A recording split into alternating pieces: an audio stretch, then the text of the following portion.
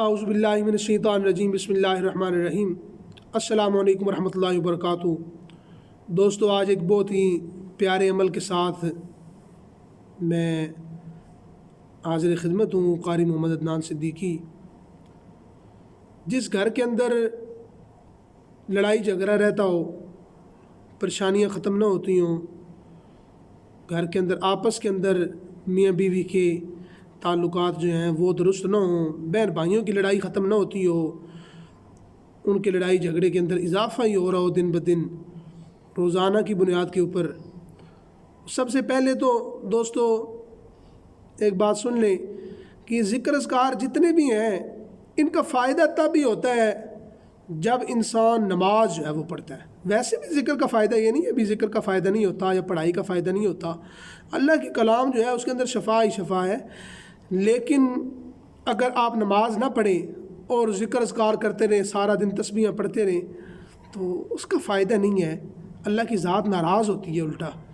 کہ ایک چیز ہم نے فرض کی ہے اس کو یہ چھوڑ رہا ہے، اور ذکر اذکار جو ہے، اس لیے بزرگ فرماتے ہیں نماز جو ہے وہ رزق کی کنجی ہے۔ نماز جو ہے اس سے گھر میں برکت ہوتی ہے، پریشانیاں دور ہوتی ہیں۔ اب اگر کوئی دوست یہ چاہتا ہے کہ گھر سے لڑائی جھگڑا ختم ہو، سب سے پہلے تو وہ نماز جو ہے وہ نماز اپنی شروع کرے، اور ساتھ اس کے بعد جو ہے ہمارے استاد تھے لاہور اردو بازار کے اندر، خطیب تھے، ساری زندگی انہوں نے قرآن پاک پڑھایا،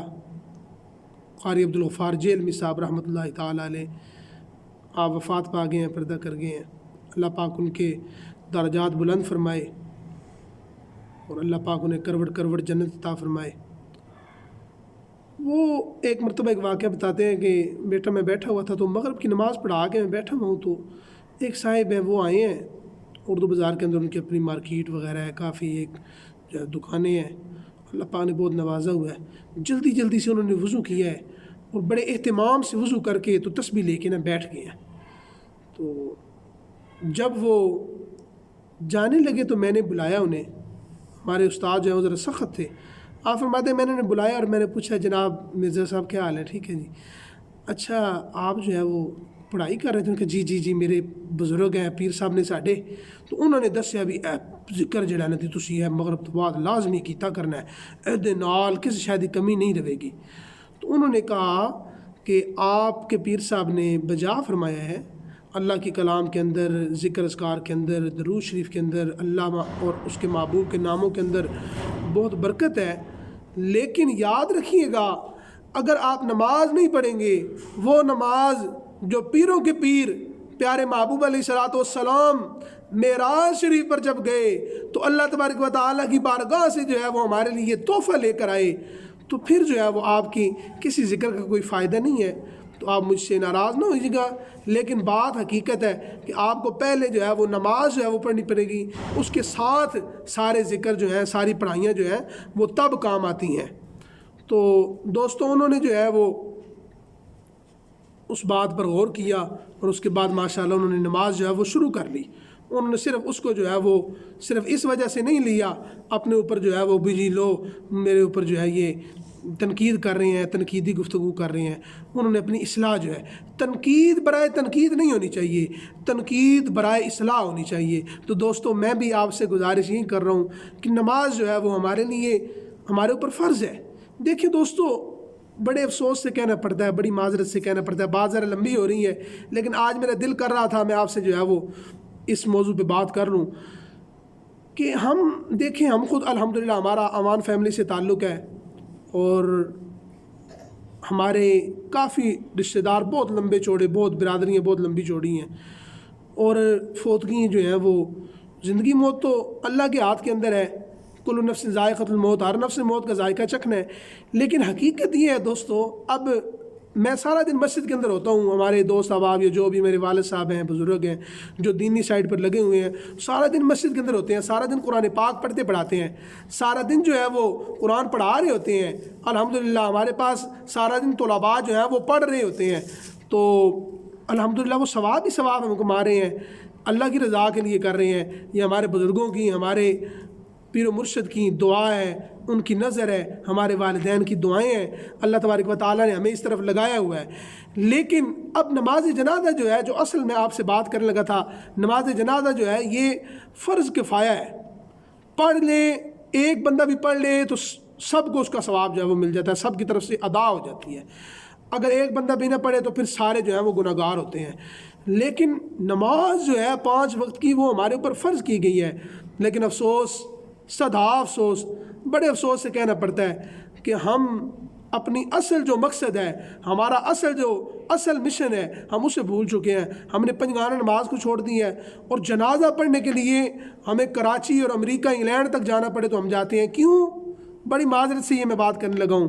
کیوں؟ اس لیے نہیں کہ ثواب کمانے کے لیے، ثواب کمانے کی خاطر تو محلے کی جو مسجد ہے اس کے اندر اگر ہم جا کر نماز پڑھیں تب بھی اللہ کریم ہمیں 27 نمازوں کا ثواب عطا فرمائے گا۔ اور قرآن ہم گھر کے اندر بھی بیٹھ کر پڑھیں تو اس قرآن کے پڑھنے کا وہی ثواب ہے جو آپ نے جو ہے وہ مسجد میں بیٹھ کر پڑھنا ہے، جو گھر میں بیٹھ کر پڑھنا ہے۔ لیکن ہم ثواب کی نیت سے نہیں، بلکہ ہم اس وجہ سے یار میرے مامے کا پتر فوت ہو گیا تو جب میں نہ گیا تو میرا ناک کٹی جائے گا، یار میرا فلانا دوست فوت ہو گیا تو میں نہ گیا، یا میرے دوست کا بچہ فوت ہو گیا تو ساری زندگی میرے دوست کا گلہ بن جانا، یار جنازے نہیں آیا، جنازہ۔ تو ہم اس وجہ سے جو ہے وہ جاتے ہیں کہ یار وہ دنیا داری کے لیے ہمارا وہ دوست یا وہ بندہ جو ہے وہ ناراض نہ ہو ہم سے۔ تو دوستو کوئی بھی عمل جو ہے وہ اس وجہ سے مت کریں۔ فرمایا انما الاعمال بالنیات، اعمال کا دار و مدار نیتوں کے اوپر ہے، اسی وجہ سے مالک نے اعمال کا دار و مدار نیتوں کے اوپر رکھا ہے۔ اگر آپ صحابی رسول تھے نا تو انہوں نے گھر بنایا، بہت مشہور روایت ہے، گھر تعمیر کیا تو گھر کے اندر ایک سوراخ رکھا، سرکار دو عالم صلی اللہ علیہ وسلم کو لے کر گئے۔ جب آپ وہاں پر تشریف فرما ہوئے نا تو حضور میرے غیب دان محبوب، غیب کا علم جاننے والے محبوب، آپ نے پوچھا صحابی سے کہ ایز میرے صحابی یہ جو گھر کے اندر سوراخ رکھا ہے یہ کس وجہ سے رکھا ہے؟ تو آپ نے عرض کی یا رسول اللہ صلی اللہ علیہ وسلم میرے ماں باپ آپ پر قربان، حضور یہ سوراخ اس لیے رکھا ہے کہ یہاں سے تازہ ہوا اور صاف روشنی جو ہے سورج کی روشنی وہ آئے۔ تو آقا علیہ الصلوۃ والسلام نے کیا ہی پیارا فرمان ارشاد فرمایا، حضور نے فرمایا اے میرے صحابی تازہ ہوا بھی آنی تھی، روشنی بھی آنی تھی، اگر تم نیت یہ رکھ لیتے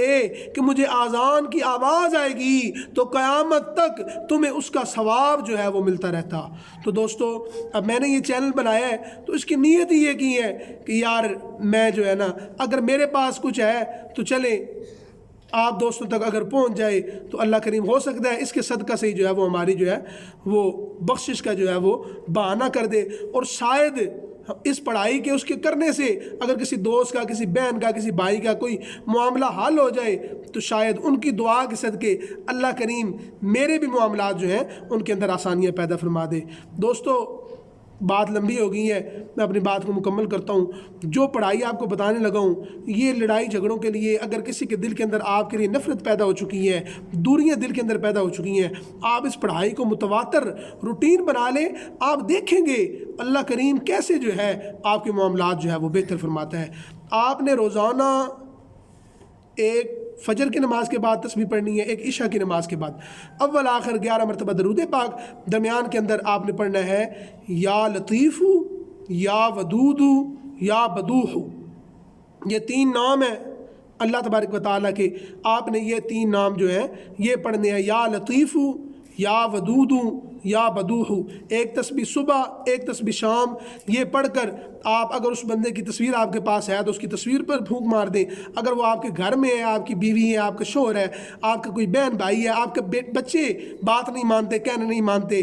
دل دور ہو رہے ہیں، دنیا داری کی وجہ سے ہم دور ہو رہے ہیں، ان کے اوپر گزرتے ہوئے آرام سے اگر پھونک مار سکتے ہیں تو ان کے اوپر پھونک مار دیں، وگرنہ ان کی تصویر پر، اگر تصویر بھی نہیں ہے تو تصور کے اندر لا کر آنکھوں کے سامنے اس کی تصویر لا کر جو ہے، کیونکہ محبت کے لیے ہم نے کرنا ہے کہ دل کے اندر محبت پیدا ہو، ہم کسی کے لیے غلط نہیں کر رہے، محبت کے لیے کر رہے ہیں، تو آپ نے جو ہے وہ پھونک مار دینی ہے۔ آپ نے اس کو روٹین بنا لینا ہے، 1 ماہ تک آپ نے اس طریقے سے پڑھنا ہے، لیکن یہ 1 ماہ تو بہت لمبا پیریڈ آپ کو بتایا ہے، آپ دیکھیں گے کہ 2-4 دنوں کے اندر ہی اللہ تبارک و تعالیٰ جو ہے وہ کرم کرنا شروع کر دے گا، اور اس بندے کے دل کے اندر، اس اللہ کی بندی یا بندے کے دل میں آپ کی محبت پیدا ہونی شروع ہو جائے گی۔ دعا ہے اللہ کریم آپ کو دین و دنیا کی نعمتوں سے مالا مال فرمائے۔ آخر کے اندر وہی عرض جو آپ سے کرتے ہیں، اگر کسی دوست نے اپنا کوئی استخارہ کروانا ہو فی سبیل اللہ، یا کوئی بھی دینی دنیاوی معاملہ ہو تو ہم سے جو ہے وہ رابطہ کر سکتا ہے۔ دعاؤں کی درخواست ہے۔ السلام علیکم ورحمۃ اللہ وبرکاتہ۔